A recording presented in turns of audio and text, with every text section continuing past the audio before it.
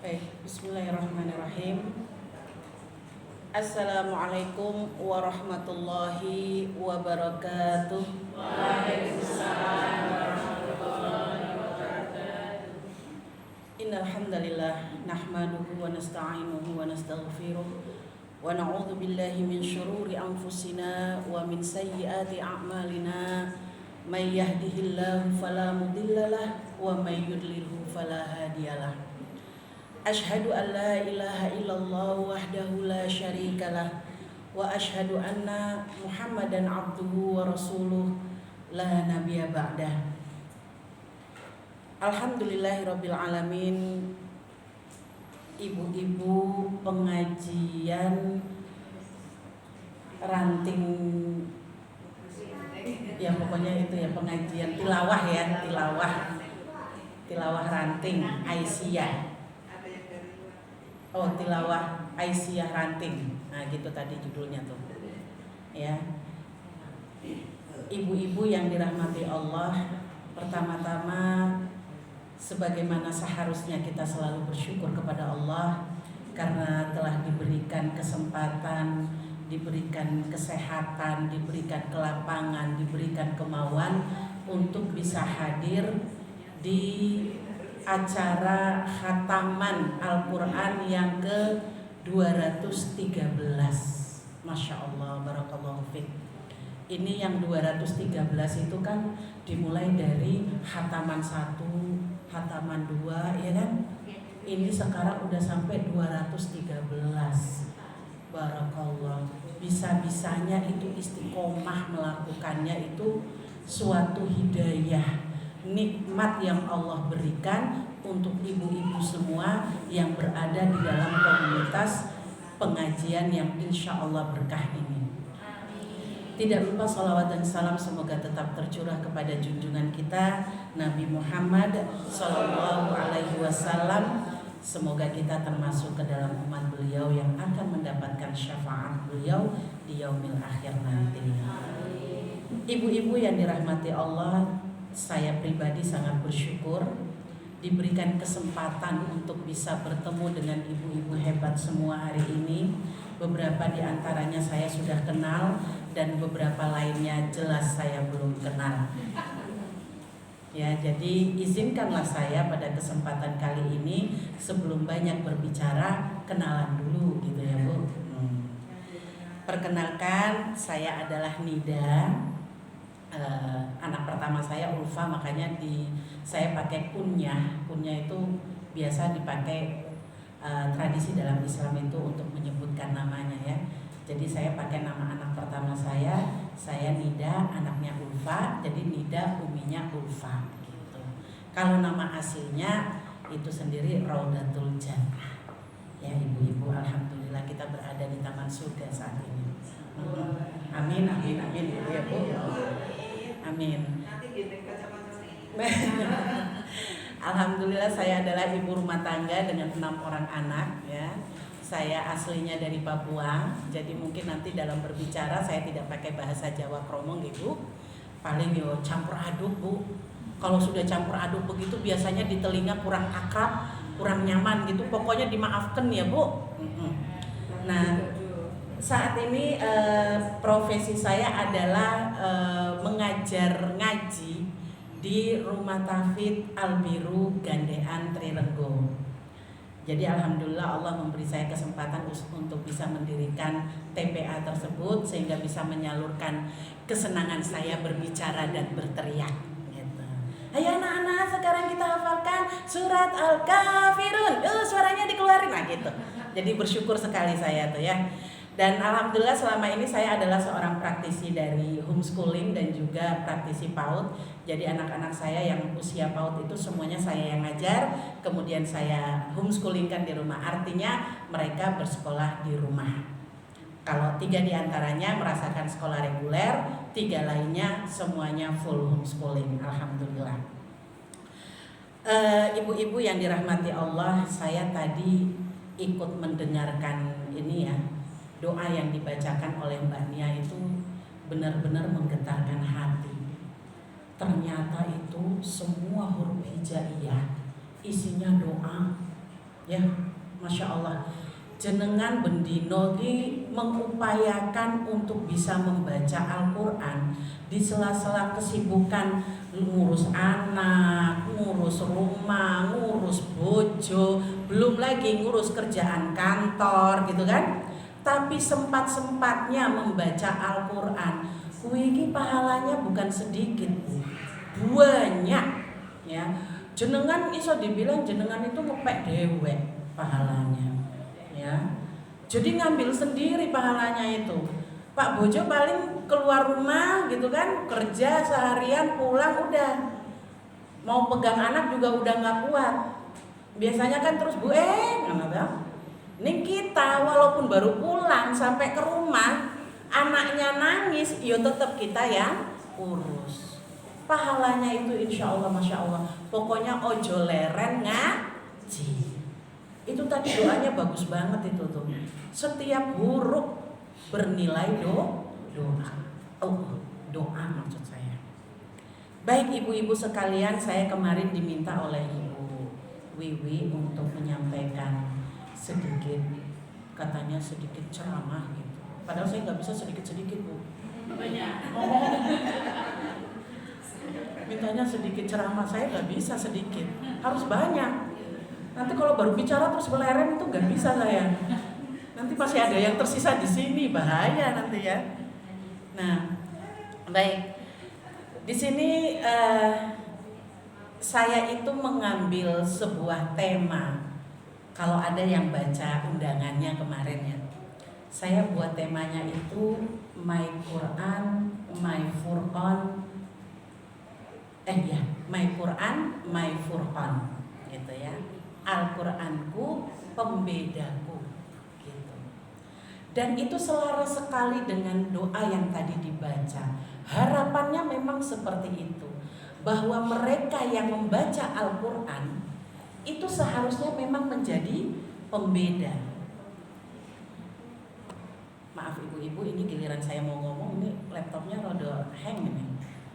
Sebentar ya. Nah, jadi My Quran, My Furqan saya tambahkan dengan satu perspektif atau pandangan dari growth mindset untuk seseorang agar memiliki growth mindset ya. Nah, sekarang kita belajar dulu Furqan itu apa? My Quran, My Furqan. Furqan itu sendiri berasal dari kata faraq yang berarti pemisah atau pembeda. Pembeda dari apa? Pembeda dari yang hak dengan yang batil, yang benar dengan yang salah. Seseorang yang membaca Al-Quran harusnya adalah orang yang tahu benar mana yang salah, mana yang benar. Hal ini tercantum dalam Al-Quran surat Al-Furqan ayat yang pertama. A'udzu billahi minasyaitonir rajim. Tabarakalladzi nazzalal furqana ala 'abdihi liyakuna lil 'alamina nadhira. Maha melimpah anugerah, yaitu Allah yang telah menurunkan Al-Furqan atau Al-Quran kepada hambanya yaitu Muhammad agar dia menjadi pemberi peringatan kepada seluruh alam. Kita yang membaca Al-Quran, yang Allah utus ke muka bumi ini sebagai khalifahnya, adalah orang-orang yang Allah harapkan bisa menjadi nadhira, pengingat, pemberi peringatan kepada orang-orang yang melakukan ketidakbaikan. Maka jangan sampai mereka yang membaca Al-Quran kok modele, sipate, kelakuane podo karo orang yang tidak baca Al-Quran. Wis rajin ngikuti lawah ya, bendino baca Quran, ning omongane lisane ra iso dicekel. Le omong A sesok ganti omong B. Ngomongi si C besok-besok ganti ngomongi si D. Pergi ke sana ono berita, datang ke sini nyampaikan berita. Bahwa mereka yang artinya mereka yang membaca Al-Qur'an seharusnya sikap dia, amalan dia itu berbeda dari orang-orang yang tidak membaca Al-Qur'an. Nek padha wae itu artinya apa? Bacaan Qur'annya tadi tidak sampai di hati, hanya sekadar sampai tenggorokan. Al-Qur'an itu bisa menjadi pembeda antara kita dengan orang-orang yang tidak berilmu. Seorang ibu yang rajin membaca Al-Qur'an, dia pasti memperhatikan kebutuhan anak, mendidiknya dengan cara-cara Islam sebagaimana yang ada di dalam Al-Qur'an atau As-Sunnah. Seorang istri yang rajin membaca Al-Qur'an, pasti dia terhadap suaminya akan hormat. Seorang perempuan yang membaca Al-Qur'an setiap hari terhadap tetangga pasti menghargai. Tidak sampai hati dia melakukan kezoliman kepada tetangga. Buang sampah lagi asik nyapu, malas aku ngebakarnya. Udah digeser dikit sampai halaman tonggo nih. Pelihara ayam. Melihara gawe kandang koyo amil ya. Ya wis tak biar aja. Wong itu kalau ayamnya alami le nyari makan dewe malah lebih apik. Wis diumbar kono-kono. Masuk tangga rumah tetangga yo luwe, nanti tetangganya disuruh, "Iki ayame sapa?" Isane ming tinggalin. Kita yang susah payah ngebersihin terus. Dagingnya ora tahu sampai sini. Orang yang rajin membaca Al-Qur'an tidak akan sampai hati melakukan kezoliman kepada tetangga. Bahkan pohon yang tumbuh di halamannya, kok ya masuk daunnya ke tetangga. Tetangganya pas ada buahnya ranum, tetangga juga, itu punya aku, kene. Enggak. Dia udah nggak peduli dengan yang ada di bawah, di sebelah diambil dimakan oleh tetangga, itu sudah hak tetangga. Tritisan rumah itu, atap rumah, kalau dia baca Al-Qur'an, gak bakal dia sengaja bangun rumah kok atapnya itu dikasih sampai batas pagar sehingga air hujan masuk ke halaman tetangga. Nggak gitu kalau orang baca Quran. Mereka yang membaca Al-Quran akhlaknya menyejukkan. Ketemu dengan saudaranya walaupun nggak kenal senyum, karena dia tahu senyum di hadapan saudaranya sodako. Salaman karo kancane yang baru teko penuh dengan senyum. Masya Allah, alhamdulillah, apa kabar? Kadang saking sibuk ngobrol sama yang sebelah, asik nih. Ada yang datang udah, terus gimana itu yang kemarin? Sibuk sampai tidak sempat menatap saudaranya yang baru datang. Itu bukan akhlak seorang muslim yang baca Quran. Orang yang membaca Al-Quran, dia akan memperlakukan manusia lain sebagaimana dia ingin diperlakukan. Inilah pembedanya. Inilah Al-Quran yang menjadikan kita berbeda. Nek blonjo nang tukang sayur, orang yang baca Quran gak seenaknya, "Mas, iki asem po ora iki, manis po ora?" "Oh, manis, Bu." "Alah, yang tenang. Tenanan engko aku udah beli banyak malah asem. Wes tak jajal sek." Jajal siji. "Aku kurang patek manis apa ini? Tak ulang meneh ya, Mas." Ulang meneh. Tahu-tahu setengah kilo entek. Mereka yang membaca Al-Quran mengerti nek koyo ngene izin makan nyicip itu min siji. Ora setengah kilo. Ya, itulah bedanya kita. Dia tidak dengan mudah untuk mengucapkan kata-kata yang memancing emosi orang lain, kemudian melakukan pertengkaran di tengah jalan. Itulah pembeda orang-orang yang membaca Al-Quran. Nah, kenapa bisa Al-Quran menjadi pembeda? Satu, karena Al-Quran itu petunjuk hidup. Ya, Al-Quran itu tidak hanya membahas tentang apa alam raya atau membahas politik, enggak, tapi kehidupan sehari-hari kita pun dibahas oleh Al-Quran. Kemudian dijelaskan dalam hadis.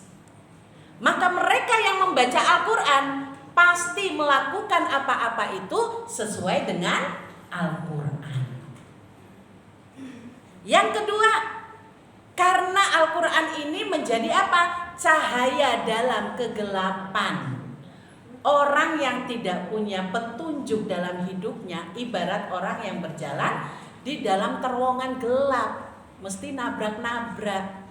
Nek kita punya Al-Quran, petunjuk Al-Quran, maka kita bisa berjalan sesuai yang diberikan oleh Allah.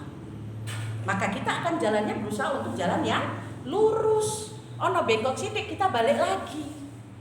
Itulah Al-Quran. Ya.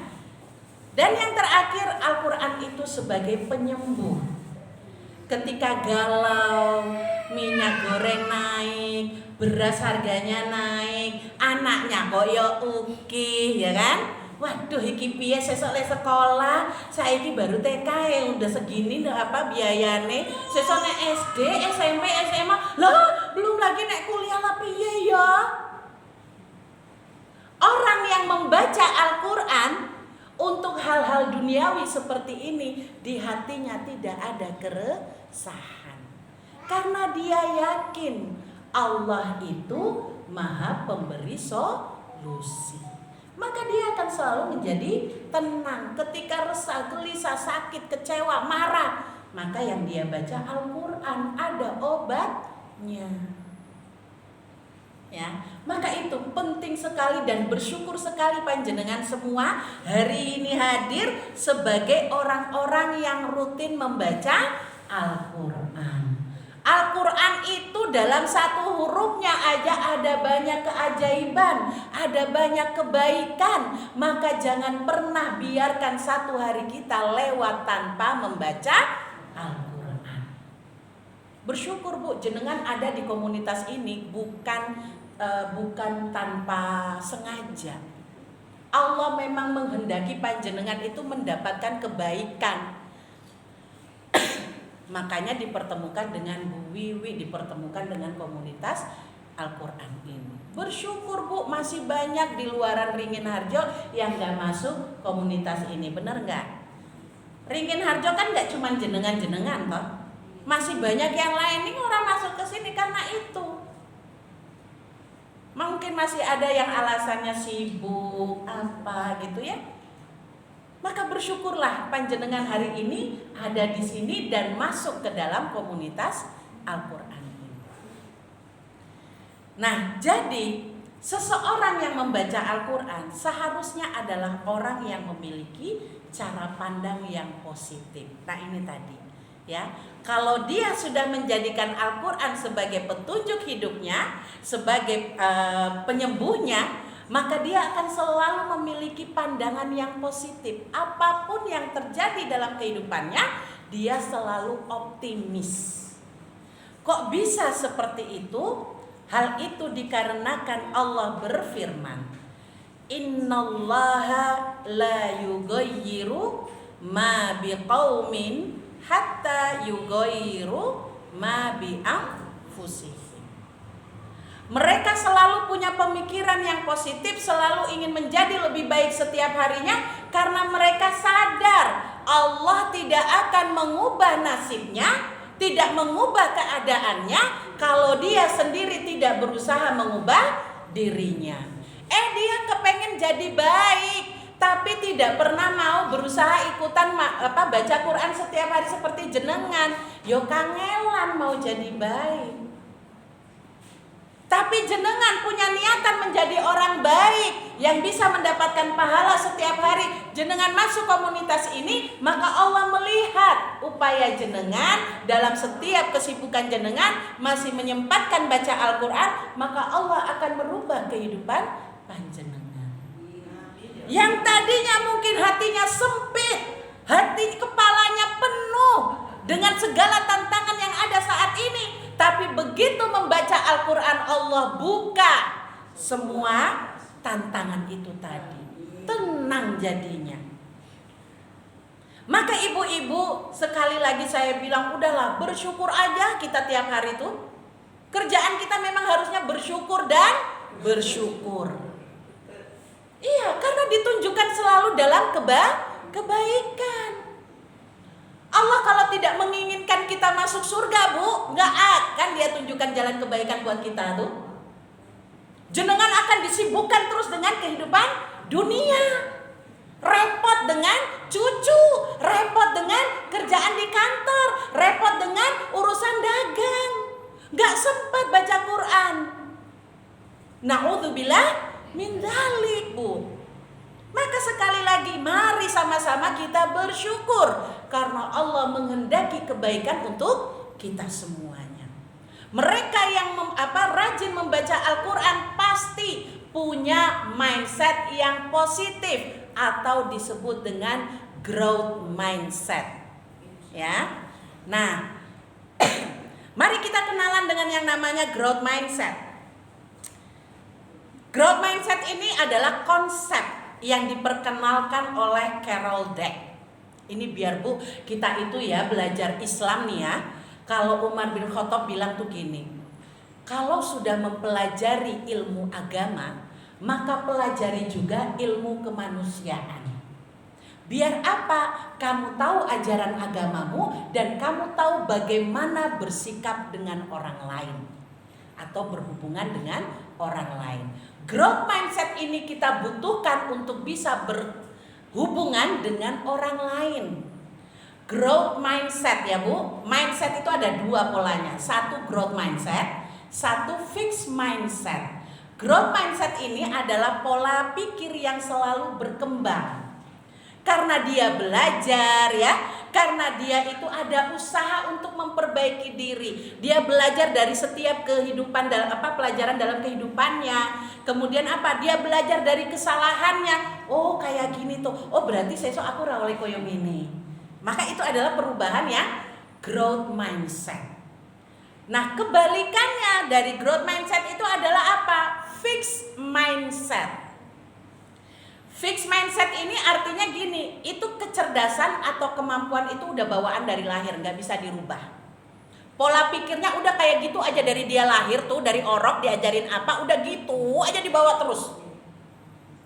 Sampai tua, sampai mati. Hal ini bisa kita lihat di zaman Nabi. Orang yang memiliki growth mindset itu contoh paling gampang Umar bin Khattab.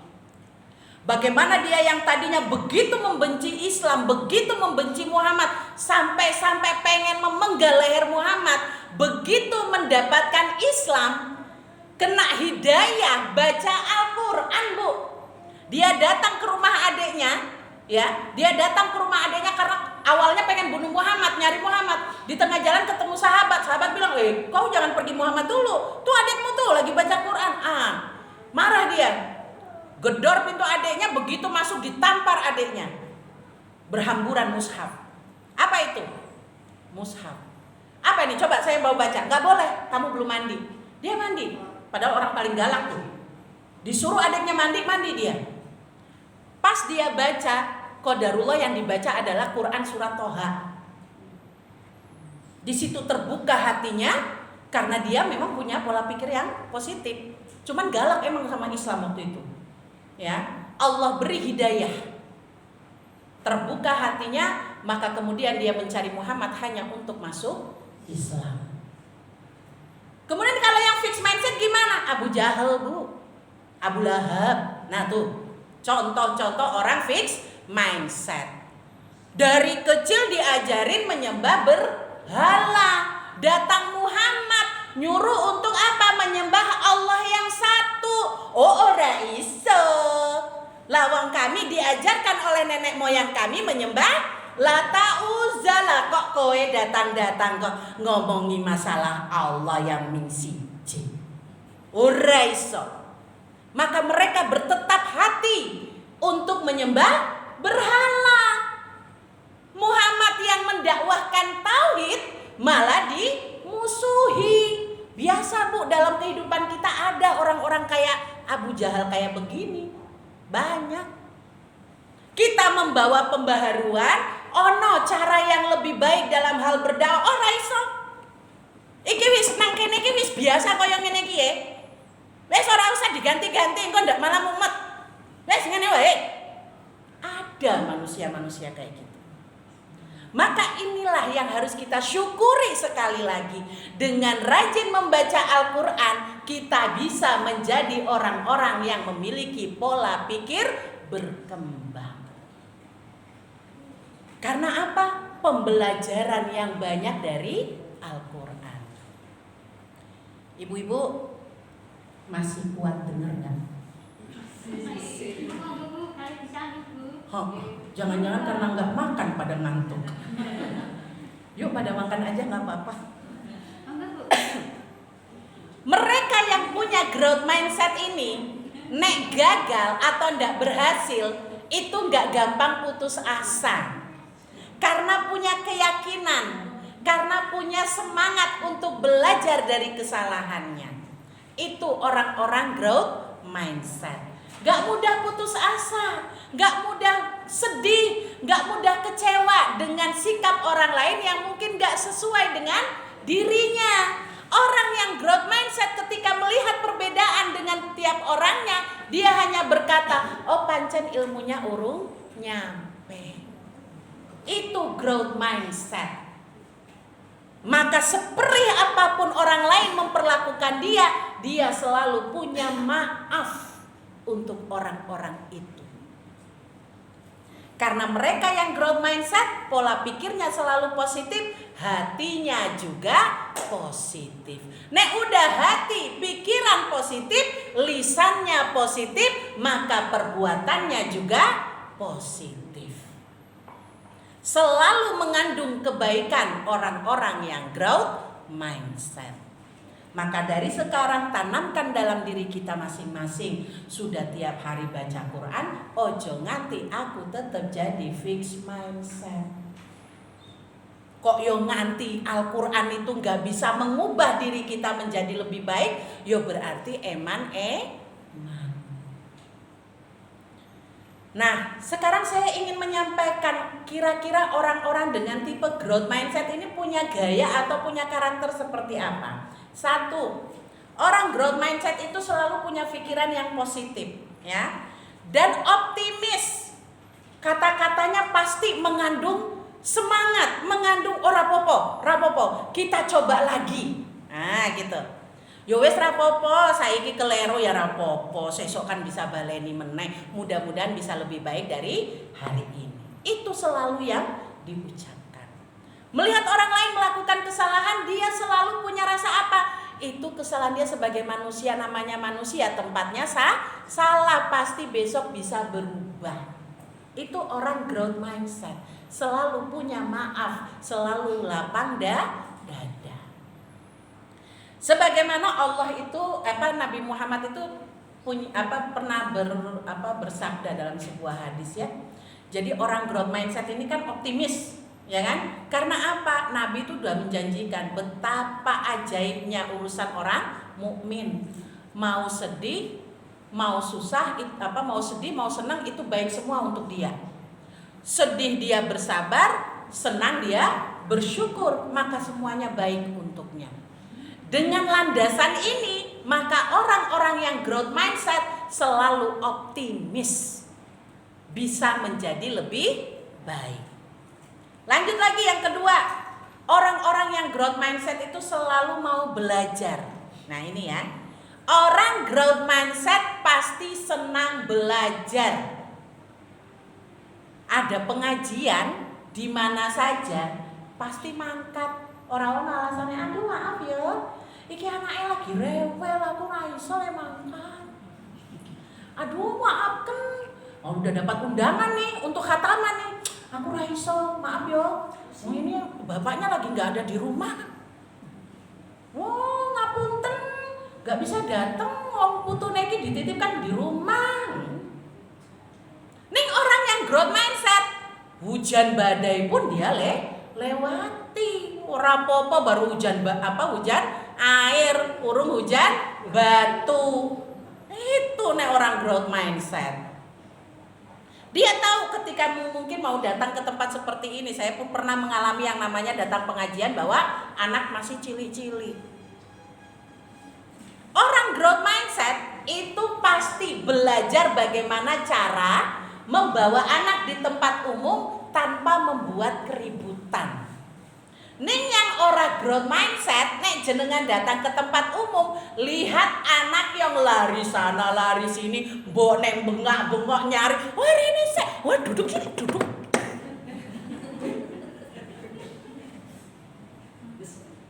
Ora koyo ngono. Ya, itu karena apa? Mbok nek ora belajar. Gak belajar tapi menuntut anaknya paham ada di mana. Itu orang fix mindset. Pokoknya jenengan kalau udah sampai di tempat umum pengajian ada anak ribut, wes lah. Ora usah lihat anaknya, lihat mbokne kuwi. Wong mbokne maca ayu kaya ngopo ning nek anaknya jumpalitan nang tempat pengajian ya wes.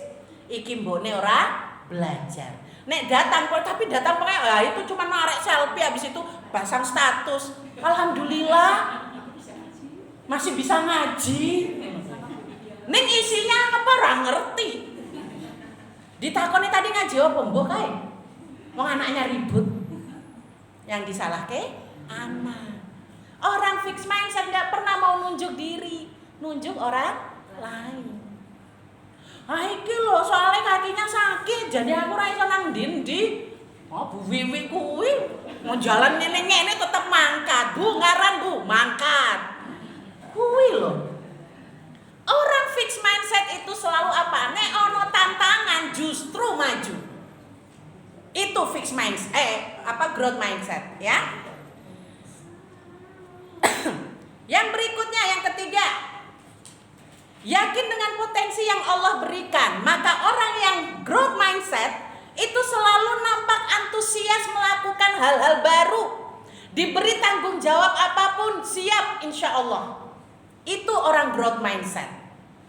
Nggak kayak gini, Bu mohon maaf ini nanti untuk pengajiannya jenengan yang aku kira iso. Orang lain wae. Nek ngono-ngono aku ra teko lho. Bar nek isinya kayak gitu semua. Orang growth mindset nanti jenengan yang doa ya. Soalnya itu tadi Bunia tuh minta izin dari suatu. Oh ya insya Allah siap. Itu. Soalnya saya baru kemarin kejadian. Bunida minta tolong ya nanti jenengan yang gantikan untuk tadarus. Soalnya yang ini disuruh tadarus ra iso. Gak gelem. Katanya suratnya udah disiapkan sendiri. Nek surat dari orang lain ra gelem. Waduh. Jadi ini kita nih ya. Hati-hati loh ya. Pikiran kita ini mampu mengontrol tindakan kita loh. Nek di sini kita bilang nggak bisa, ya wes, ra iso. Ya. Tapi nek kene kita bilang, insya Allah siap bisa itu. Nanti tak cari tahu itu caranya kaya ngopo. Nek aku saiki ra iso, tak tanyain orang yang wis iso. Itu orang growth mindset, selalu punya keinginan untuk belajar. Dan dia yakin Allah menciptakan kita sebagai sebaik-baik makhluk. Saat ini mungkin belum bisa, nek aku belajar pasti bisa. Maka dari sekarang kalau disuruh-suruh, Bu minta tolong, ngene-ngene jenengan tugas ngene-ngene ya. Oh iya siap insya Allah. Ning ojo make insya Allahnya buat mangkir. Kan aku mesti insya Allah. Kui tetap fix mindset ya. Yang keempat, orang yang growth mindset itu tidak mudah putus asa. Ngadepin anak ya Bu, anak 1 karo anak 6, nek gak pakai ilmu, Masya Allah tenang. Anak ming siji gak pakai ilmu itu padha wae karo anak 10. Ning nek pakai ilmu, anak 1 ataupun anak 6 tetap santai. Kata orang mah tetap slay. Maknya bisa tetap cantik kemana-mana, olah gembel. Ini kadang terjadi kesalahpahaman di sini yo. Hanya gara-gara apa? Merasa punya anak kecil ya, merasa punya anak kecil, kemudian apa? Tampil apa adanya. Mangkat nang warung sama mangkat nang pengajian podo wae. Duster is the best. Kuwi lho. Alasannya nyaman, silir. Yo rabu. Dan itu pernah saya alami saat saya belum belajar growth mindset. Pernah saya alami itu, repot banget punya anak kecil, harus dandan, harus apa, anaknya wis teriak. Wis lah tampil ala kadarnya. Tapi rupanya disitulah letak kesalahannya. Kenapa? Karena pribadi kita ini adalah pendakwah. Gak bisa dakwah dengan lisan, maka dakwahlah dengan perbuatan. Orang yang membaca Al-Quran, dia akan selalu mendakwahkan dirinya, mencontohkan dirinya untuk orang lain. Supaya apa? Tampilannya gak podo karo sing orang yang tidak belajar. Maka sekali lagi mereka yang growth mindset tidak mudah putus asa. Punya anak 6 alhamdulillah, anak siji yo alhamdulillah. Punya mertua cerewet yo alhamdulillah. Mertua pendiam yo alhamdulillah. Iya toh? Alhamdulillah mertuaku cerewet artinya dia sehat, jantungnya kuat. Jantung lemah yo arek kowe kan gitu. Nih karena jantungnya kuat, kowe iki nek diomongin mbok dengerkan ta? Nah itu. Nah iki lho anakmu kuwi lho mbok dimandiin dulu. Nggih Bu, mangkat wis lah. Oh dia kan cuma mertua, apa orang tuaku asli. Orang ana kuwi ya yu. Mau mertua itu orang tua kita, apa orang tua yang bukan orang tua asli kita, tetap itu orang tua. Usianya lebih tua dari kita. Ilmu ataupun pengalamannya lebih banyak dari kita. Jadi udah nggak usah gaya, itu bukan orang tua asli. Kata sopo. Ya. Nah, berikutnya kalau kita sudah tahu bahwa orang yang growth mindset tuh kayak gitu, asli Bu, mendekat dengan orang yang growth mindset, kita nggak bakal pernah jadi orang yang lemah jiwa. Ada tantangan ngobrol sama orang yang growth mindset, langsung terbakar kembali. Oh ya, mestinya aku yang ngono kuwi ya. Oh ya wis, sesuk aku tak gawe kaya ngono wae. Itu. Nek dapat orang fixed mindset, kita cerita urusan kita, dia bakalan lebih banyak lagi yang dia ceritain tentang masalahnya. Karena apa? Dia lebih ingin untuk dia yang diperhatikan. Oh aku ingin kayak itu, malahan itu mana bojoku meneh ya Allah. Wes lah. Akhirnya apa isinya ya? Ceritain uang. Itu kalau udah fixed mindset ketemu fixed mindset. Isinya gosip. Tapi kalau ketemu dengan yang growth mindset, isinya solusi. Ya. Nah, sekarang bagaimana caranya kita? Ini saya sampai jam berapa, Ibu? Hah? Mau tahu caranya jadi growth mindset ora? Nah, ora tak tutup iki. Ora iso singkat ya koyo ngene.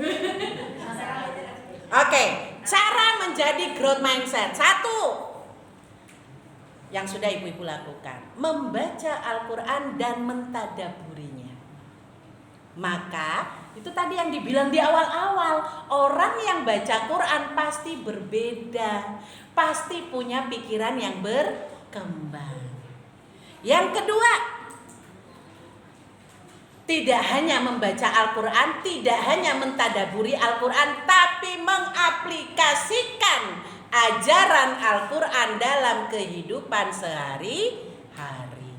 Baik itu urusan dengan orang tua, ya, urusan dengan tetangga, urusan dengan diri sendiri, dengan anak, dia mengaplikasikannya dengan ajaran Al-Quran. Dan yang ketiga adalah berdoa, mohon pada Allah selalu diberikan kemampuan untuk memahami ayat-ayatnya, baik itu ayat kauniyah maupun ayat qauliyah. Kemudian apa? Tawakal. Karena Allah sudah berjanji kalau kita punya masalah dan kita tawakal kepadanya, maka Allah akan memberikan makhroja atau jalan keluar. Nah, itu saja ibu-ibu ya. Materi kita hari ini mudah-mudahan menjadi pencerah, menjadi ilmu yang baik untuk kita semua. Apabila ada kesalahannya mohon maaf, dan ada kekurangannya juga mohon maaf. Dengan keterbatasan yang ada, mohon maaf sebesar-besarnya. Itu saja. Aku qouli hadza astaghfirullahaladzim wa astaghfiru minkum. Billahi taufiq wal hidayah. Assalamualaikum warahmatullahi wabarakatuh.